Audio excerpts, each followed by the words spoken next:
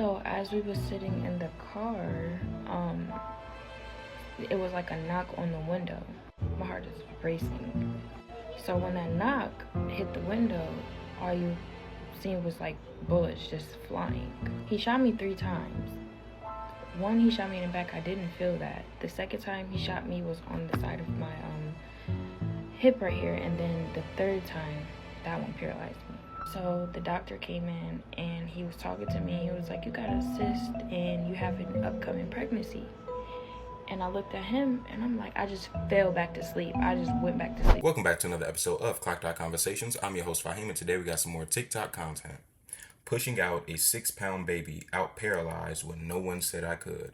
I'm not here to waste your time. Like, comment, subscribe if you want to see more, and let's get into it.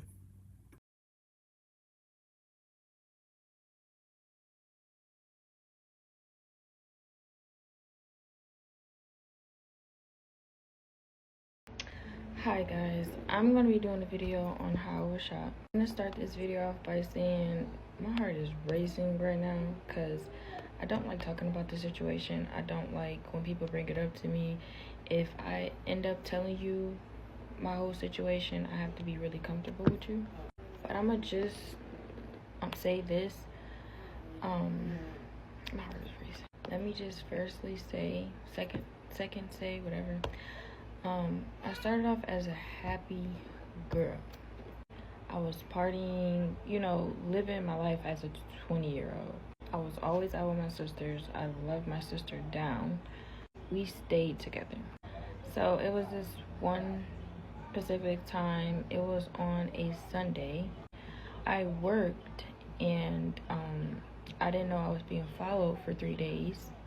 But I went to work and I guess the shooter, knew my schedule. Don't mind my son in the back. So my sister had took my car, and I remember this day. She had took my car and she had came up to my job to bring me some spaghetti because I was just craving spaghetti. Keep that in mind. She came up to my job and brought me spaghetti, and as she was leaving, it just looked like an angel was leaving. Like it just looked like an angel was leaving, but I didn't think nothing of it. Or nothing was gonna happen. I thought I was gonna get off work, shower, So she ended up coming to pick me up at 11 o'clock from my job. And I was just so tired, I didn't want to drive home. She picked me up, we was leaving. We ended up getting to the house and we were in the driveway. And we were just talking. I had my seat back. We were just talking, chopping it up before I had went over into the house to shower. And, I was going over my boyfriend's house after, didn't think nothing of it. So as we were sitting in the car, it was like a knock on the window. My heart is racing. So when that knock hit the window, all you seen was like bullets just flying. So then he proceeded to try to open up my door, but the door was locked. So he was just shooting. So I reached over and I tried to open up the door so that me and my sister can fall out the car. But he ended up shooting me in my back. He shot me 3 times. One, he shot me in the back. I didn't feel that. The second time he shot me was on the side of my hip right here. And then the third time, that one paralyzed me. So as I'm bent over like that, I turn over and I'm looking at my sister, and she was still getting shot. So the last shot I seen was her arm, and I looked just looking up at her, and she was gasping for air. She couldn't breathe. So I was hanging out the car. After that, I hung out the car, and my sister's baby dad, I couldn't even talk. I said, "Help." He ran out the car. He ran out the house. He ran out the house. He came to the car. I lifted up because I didn't know what was going on. So as I lifted up, he was smacking her face, and he was just, telling her, wake up, wake up, wake up. So as he's telling her to wake up, my sister comes out, and she's on the phone with my mom. That's all I remember. And he's asking, what's wrong? And I said, I don't know. I can't feel my legs. I can't feel. So my other sister that was on the phone with my mom, she was asking me, "Shai, what do I do? What do I do? And I don't know. Like, I don't know. So I called my boyfriend because I was supposed to go over there after. So I called him and I said, I'm shot. And he hung up the phone. My sister is over there. She's not breathing. She's not breathing. So I didn't think nothing of it. I'm thinking, like, my sister's strong. She gonna be cool. Like, she gonna be okay. I get to the hospital. No, people come. The ambulance come. And I remember getting on the stretcher, and I remember it's raining. I remember raindrops. I just remember this. A raindrop just dropped on my forehead. That's what I remember. We get to the hospital. It's a line down the street outside. That's all I remember. So as I go into the hospital, I see my papa. I seen the shooter's sister. She worked at the hospital. So she's holding my hand, telling me it's gonna be okay. But I'm like, no, your brother did this. So after all that, she left, and all I remember is getting flight out to Cleveland hospitals. I remember them putting a gas mask over my face, and I don't remember nothing after that. So I went, and I was in ICU or something like that. I was in there, and they had me, let's just say this, I didn't remember anything after that. Everyone was coming. I just remember guests. I remember my cousin, and I remember my other cousins, my two cousins. I remember my two cousins being on the side of me, and they was talking to me. So my mom came in, and I'm like, where's my sister? Where's Lyric? And she's like, Shia, she didn't make it. I was just crying. I cried so hard, and I just put my head back, and I was just crying. So then I remember everyone was trying to hug me, but I was like, ow, like my stomach hurt. I was like, ow, my stomach hurt. Didn't know that I got cut down the middle of my stomach. I have the bruise right here, if you guys can see. I didn't know I got cut down the middle. So the doctor came in, and he was talking to me. He was like, you got a cyst, and you have an upcoming pregnancy. And I looked at him, and I'm like, I just fell back to sleep. I just went back to sleep. So my cousin Malia was next to me, and she was like, girl, I'm not even gonna tell nobody. I said, because I didn't want nobody to know. I'm like, she said, I'm not even gonna tell nobody. And I was just like, so to put that in there, I love my baby down. He's been through me everything. I love my baby so much. He couldn't have made it, and he's a survivor because he couldn't have made it because they cut my stomach open. They were inside of my stomach because I was bleeding from the inside. So when they cut my stomach, he wouldn't have made it. So I'm glad that my baby is here now. But it's way more to the story, and if you guys want a part 2, I will definitely give y'all that. Just to say, yes, I lost my sister. She had 3 kids. They love her and miss her every day. Yeah, I just want to forever have her name live on forever. So that's why I'm telling my story, so everybody can get it out there, because I want her name to live forever, like forever and ever and ever. So I want you guys to share this story and comment, like, whatever you guys can do. Yeah, the kids start school. I'm pretty sure my mom needs help with that. Like, that would be helpful.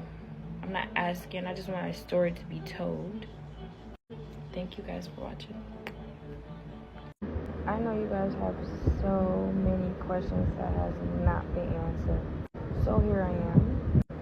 Yes, I knew the guy.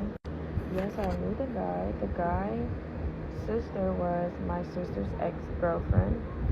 My boyfriend hung up because he was on his way to me. So y'all, I got this a lot. Please don't bash him. It was nothing bad. Yes, he's not in my son's life right now, but we're not gonna bash him. It was reasons to why he was following me, but I am gonna come out with a part 2. But you guys, I've been needing my space. You guys made me feel like this wasn't my safe spot.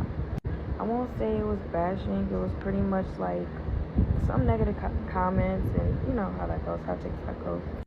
And my mother has my nieces and nephews. I hope that answered some of everything. So, what do you guys think about this story time? I think that this story time is incredibly sad and unfortunate.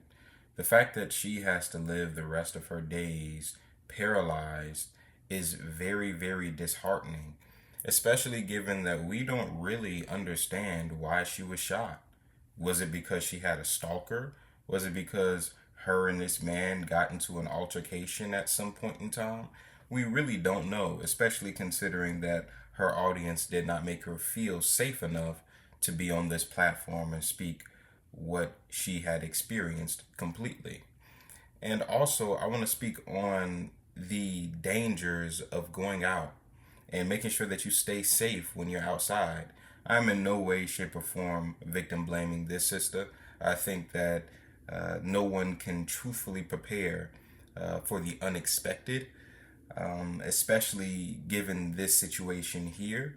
Of course, there are ways that you can have, say, insurance and things like that, but as far as preparing for specific unprecedented circumstances, there's only so much you can do. And I don't think that that then invalidates the conversation that needs to be had about why you should be aware of your surroundings, why you should consider where you're going before you go there, and the people that you're hanging around when you decide to go outside and have a little bit of fun. Because in all reality, when you go outside and you're partying and you're drinking, you're smoking, even if you're going to a club and whatnot, usually these spaces are riddled with people that have vice and very, very evil vice. And these are individuals that, when they come outside, they're looking to sometimes disobey the law, to engage in acts of immorality, and frankly, not take into consideration those around them. These are things that a lot of young women in particular, and even young men, frankly, need to be aware of before they go out and have a night filled with fun. In addition to that, being pregnant while shot is insanity. The fact that she was in the hospital and had to find out that she was pregnant whilst being bedridden is a crazy experience all on its own.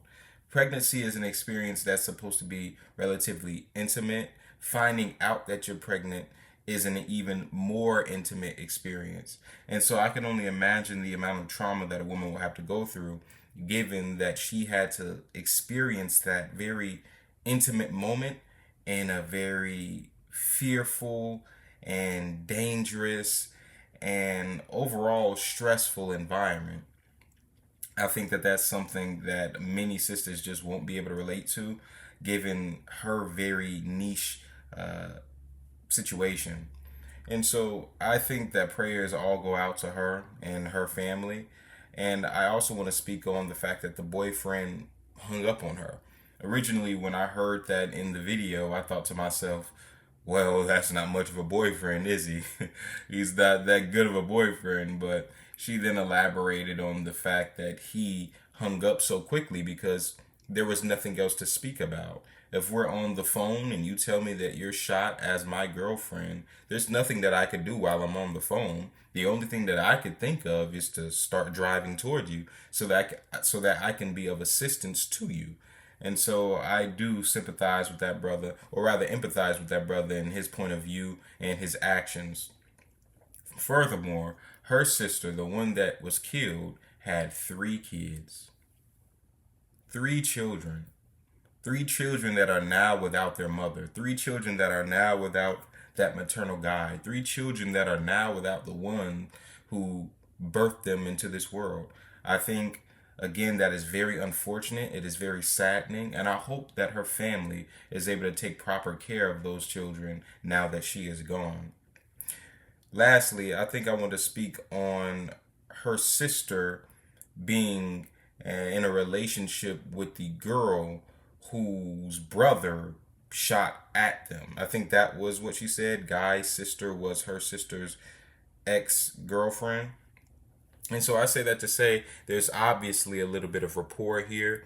I don't know if there was an altercation between her sister and that guy.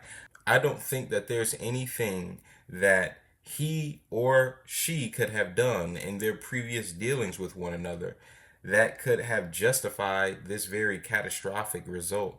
I think, again, it is disgusting. I think that it is a bad part on humanity. I think that it is a horrible thing to have happened given that things had to turn out this way. But let me know down in the comments below. Do you guys agree with me that this is a very unfortunate circumstance and that we have prayers out for the sister in hopes that she gets better? Or do you guys disagree and think that something should have been done maybe in retaliation to the guy who decided to take shots at her and her sister? Thank you for tuning into this Clocked Out Conversation. Like, comment, subscribe if you want to see more, and I will see you in the next one. Peace.